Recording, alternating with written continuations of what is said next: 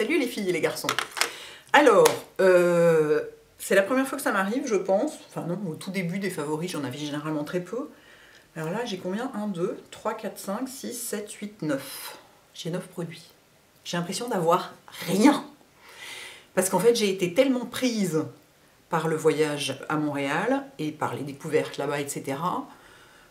Du coup, j'ai quasiment pas fait de découvertes. Et en favori, c'est soit la même chose que tout le temps, enfin la même chose que d'habitude. Hélène essaye de parler un petit peu correctement français, s'il te plaît. Soit la même chose que d'habitude, tout le temps les mêmes trucs, donc je vais pas vous remettre que je porte tout le temps le Shy Girl ou le Adrienne de Chanel en rouge à lèvres, etc. Bon, pas aujourd'hui, hein, obviously. Mais non, c'est pas fait exprès que c'est coordonné. C'est pas fait exprès. Donc voilà, c'est un peu tout le temps les mêmes trucs. Du coup, je me suis dit que j'allais vous parler surtout des vraies découvertes ou des redécouvertes, parce que en favori, mais c'est vrai, c'est tout le temps pareil. Ouais, donc j'étais trop dans ce voyage et dans tout ça. C'était tellement magnifique que du coup, le reste est passé vraiment un peu après, quoi. Alors, en premier, un favori qui n'est pas nouveau, mais que je réutilise en fait depuis que je suis rentrée de Montréal, c'est le fond de teint Shiseido Naturel Perfector.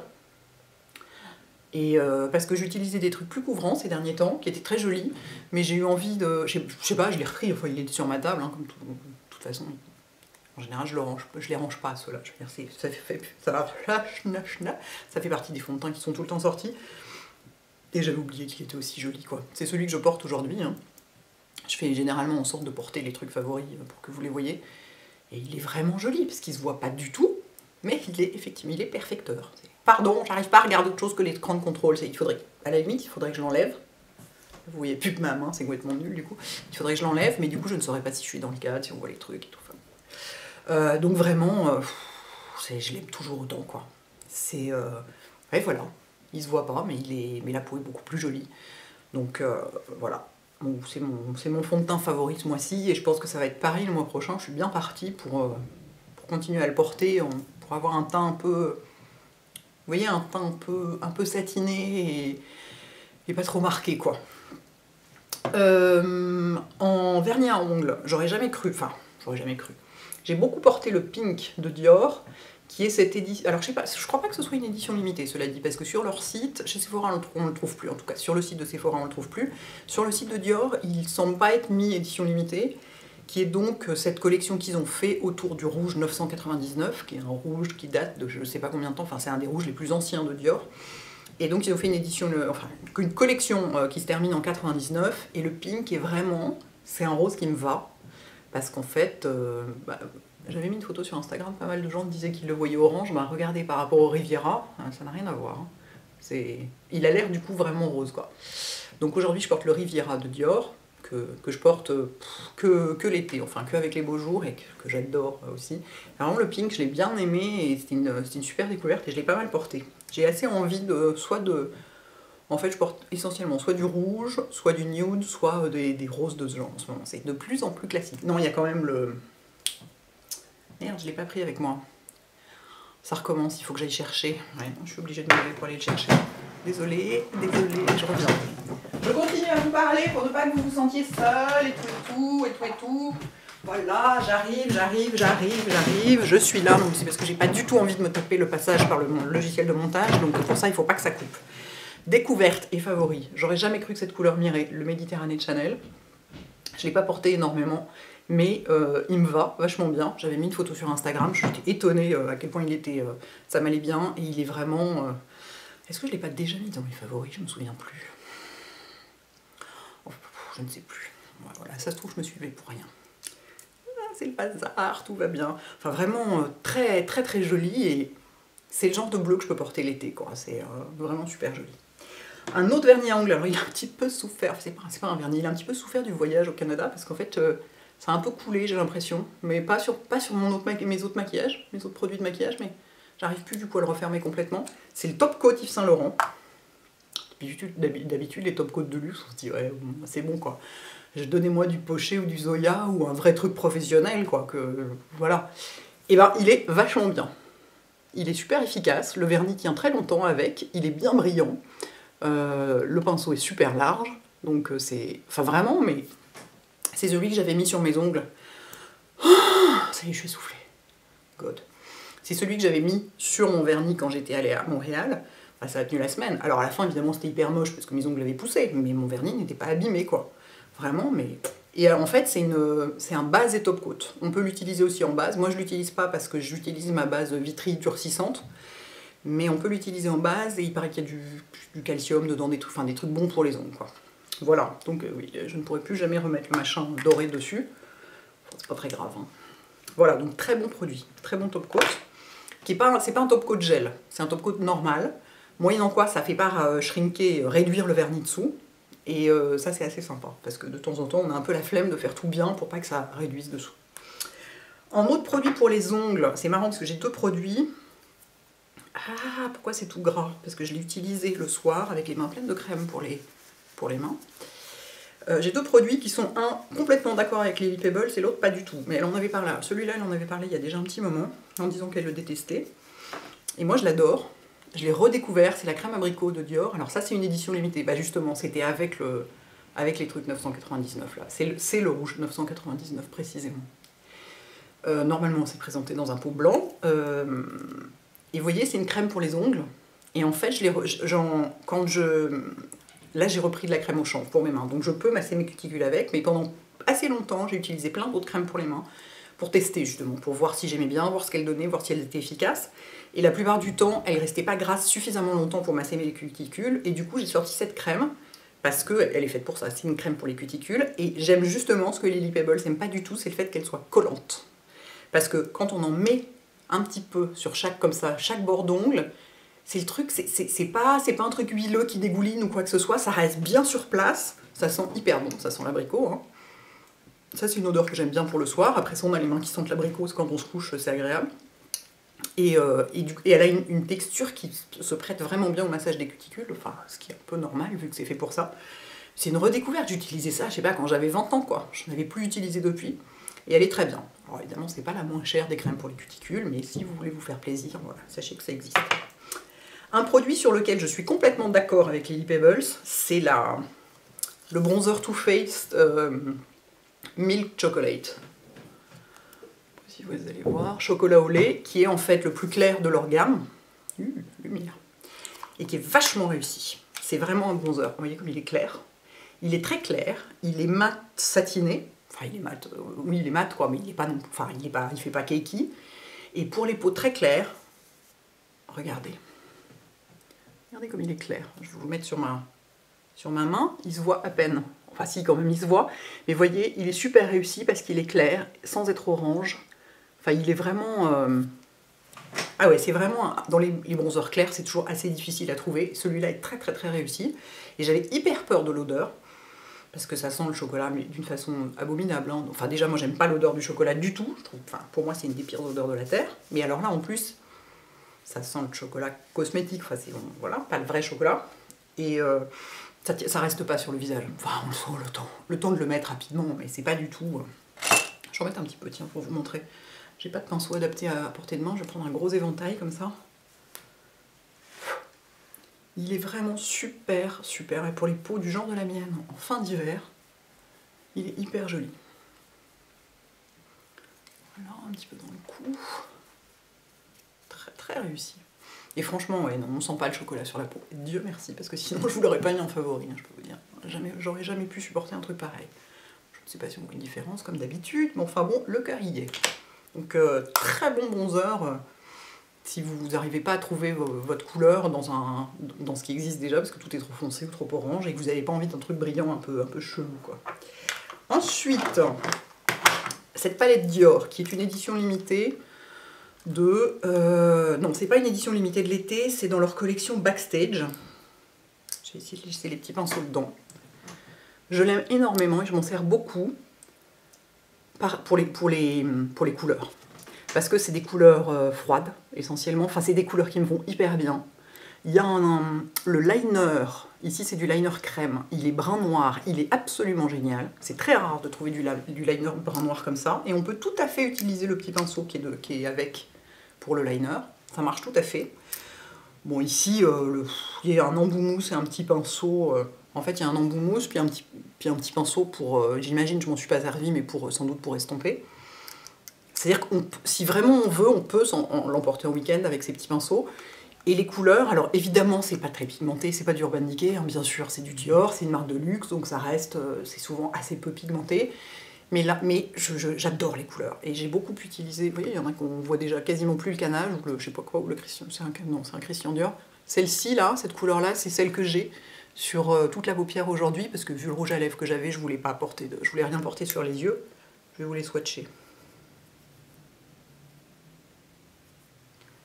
Hop.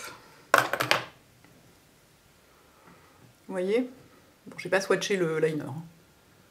Ça, c'est le brun le plus foncé. Et comme toujours, étonnamment, c'est dans les couleurs foncées qu'il y a le plus de pigments. Toujours bizarrement, les couleurs claires, il y en a assez peu, notamment celle-ci, mais elle est tellement jolie en même temps. C'est vraiment des couleurs qui, on dirait, qui ont été faites pour moi. C'est hyper réussi. Et donc, je m'en sers pas mal. Je me disais, ça va pas être assez pigmenté, je vais pas m'en servir beaucoup. Et en fait, je m'en sers pas mal, elle est vachement pratique, elle a un très grand miroir. Donc voilà, j'aime beaucoup. Et le fait qu'il y ait le liner crème dedans. Alors, je sais pas combien de temps il va tenir en étant comme ça exposé à l'air. Bon, après, maintenant, on la ferme. Je sais pas, on verra bien, mais vraiment, je l'aime beaucoup. Découverte, et qui va sûrement devenir un favori, acheté à Montréal. Donc, vous avez vu il y a très peu de temps dans mon haul. C'est la Blot Powder de MAC, qui en fait s'appelle... Oui, si, elle s'appelle Blot Powder, ici. Sur leur site français, elle s'appelle poudre matifiante, je crois, parce que c'est une poudre matifiante. Donc, moi, j'ai pris la couleur Medium Dark. C'est pas très dark, hein. Parce que la couleur light, c'était quasiment blanc. Et que je voulais justement changer de ma poudre Laura Mercier, que j'aime toujours autant, hein, mais je voulais changer. Je voulais une poudre très matifiante, enfin bien matifiante, mais je voulais essayer celle-ci de toute façon, parce que je l'avais jamais essayé de ma vie, parce que j'avais toujours eu en tête que la Blot Powder, enfin, c'était une poudre pour les peaux grasses. Donc, alors qu'en fait, on peut avoir besoin de matifier, même si on n'a pas la peau grasse. Moi, je matifie toujours la zone T, par exemple. Donc, je voulais un truc qui change un peu de ma Laura Mercier, qui est très matifiante et très efficace. Mais enfin, bref, j'avais envie d'essayer autre chose, quoi. J'avais le comptoir MAC sous mes yeux, là, à la baie d'Hudson, forcément. Et ben, je la trouve vachement bien. C'est ce que je porte aussi aujourd'hui. Elle se voit pas sur la peau. Regardez, je vais zoomer sur mon nez, ça va être magnifique. C'est sur le nez souvent, sur moi en tout cas, c'est souvent sur le nez qu'on voit la poudre. Allez, encore. Non, trop près. Voilà, on la voit pas, quoi. Vraiment, on la voit pas. Et elle matifie très bien. Alors, mon Dieu, les couleurs sont terrifiantes. Ouh, pardon. Elle matifie moins longtemps que celle de Laura Mercier, je trouve. Parce que moi, j'ai vraiment toujours le front qui brille en fin de journée. Bon, à part en plein hiver, mais sinon, c'est assez fréquent. Mais elle est quand même...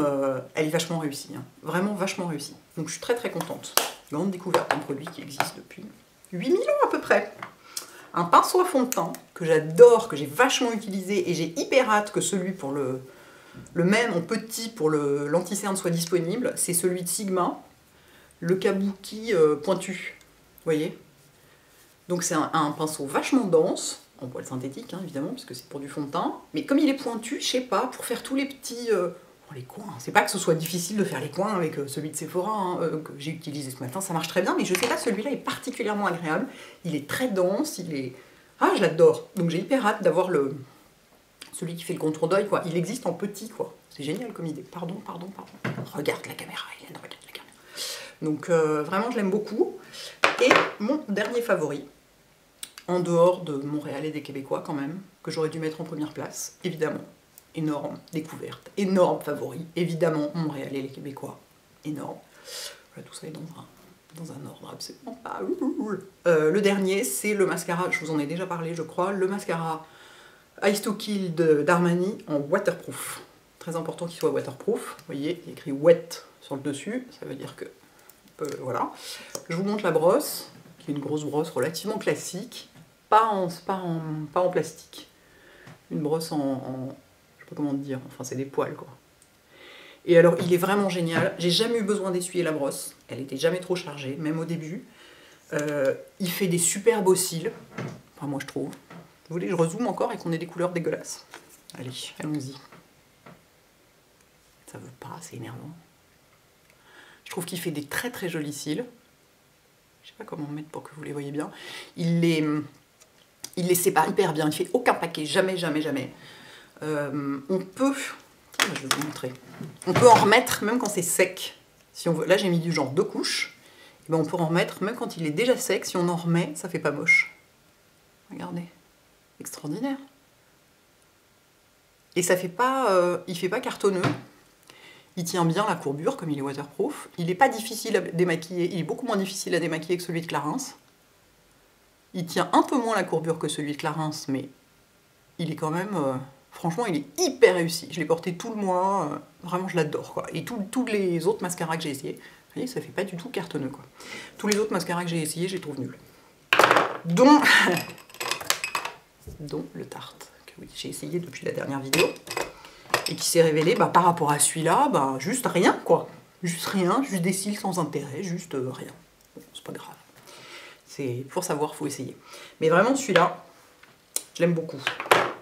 Et qu'est-ce que je porte sur mon visage en dehors? Donc le teint, je vous ai dit, la poudre aussi. À mon avis, ça c'est en passe de devenir un favori. C'est le petit blush que j'ai acheté chez Lise Wattier. Regardez-moi cette petite couleur extraordinaire. En fait, c'est un duo parfait du blush RMS Beauty que j'ai déjà, qui s'appelle Pêche aussi, j'imagine. Enfin, parfait. Il lui ressemble comme deux gouttes de blush liquide. Ah, voilà, il lui ressemble beaucoup. Et c'est un, vous voyez, c'est un crème poudre. Donc, sur moi, ça reste assez glowy parce que je poudre pas du tout mes joues. Et je pense que si vous poudrez dessous, il a un effet plus mat. Vraiment, il est hyper joli. Bon, mais je le mets pas dans ma liste pour l'instant parce que je l'ai mis 2 fois. Mais je l'aime beaucoup. C'est juste pour vous dire ce que je porte sur le visage. Et sur les lèvres, j'ai le rouge velouté sans transfert de Sephora, donc que j'ai aussi acheté à Montréal. Et qui est, donc le mandarine, je sais pas quoi. Je vous noterai la référence de toute façon. Que j'ai acheté donc après l'avoir vu chez Lily Pebbles, hein, évidemment, comme toujours. Et qui est, la couleur est étonnante. J'espère qu'elle transfère bien dans la caméra parce que c'est vraiment, c'est orange vif, quoi. Et du coup, j'adore ce genre de couleur pour, même pas seulement pour l'été, mais quand on n'a pas envie de se maquiller beaucoup les yeux, on fait juste bien les sourcils, bien le teint et tout, et ça pète, et c'est hyper, ça donne hyper bonne mine, quoi, en fait. Ça rafraîchit vachement le teint, et c'est étonnant parce que c'est un truc sans transfert. Elle avait l'air de dire, Lily Pebbles, qu'il était impossible à démaquiller. Que genre, il teintait les lèvres complètement et tout. Là, je sais pas, je l'ai mis juste pour la vidéo, donc on verra ce que ça donne au cours de la journée. Mais alors, il est, je m'attendais comme ça, il a un côté velouté, donc presque mat. Je m'attendais à ce qu'il soit horriblement inconfortable, évidemment. J'avais du baume à lèvres dessous, comme toujours, hein. Je mets toujours du baume à lèvres sous tous les rouges à lèvres, sauf sous les trucs un peu transparents, parce que du coup, ça marque pas. Mais de toute façon, j'aime pas tellement les trucs transparents, je préfère quand c'est couvrant. Et c'est hyper confortable.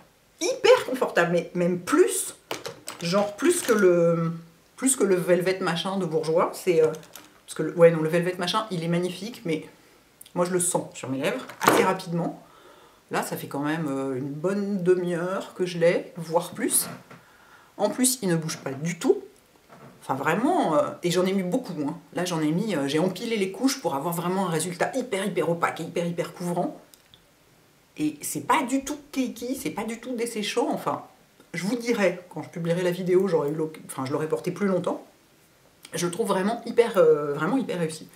Donc je suis très contente de mon petit achat et je pense que il est en passe de... Allez, je vais le mettre dans les découvertes. Comme j'ai pas beaucoup de produits, ça en fera 10 comme ça. D'accord? Il passe de ce que je porte à la découverte. Franchement, vachement réussi. Moi qui suis tellement, tellement snob et qui achète jamais de produits Sephora, et ben j'ai bien tort. Et ben voilà, c'est tout. C'est la première fois qu'une vidéo favori fait moins de 20 minutes, je pense, depuis très longtemps. C'est des choses qui arrivent, et puis on a eu un haul un petit peu long avant, donc ça équilibre. Voilà les filles et les garçons, à bientôt, ciao.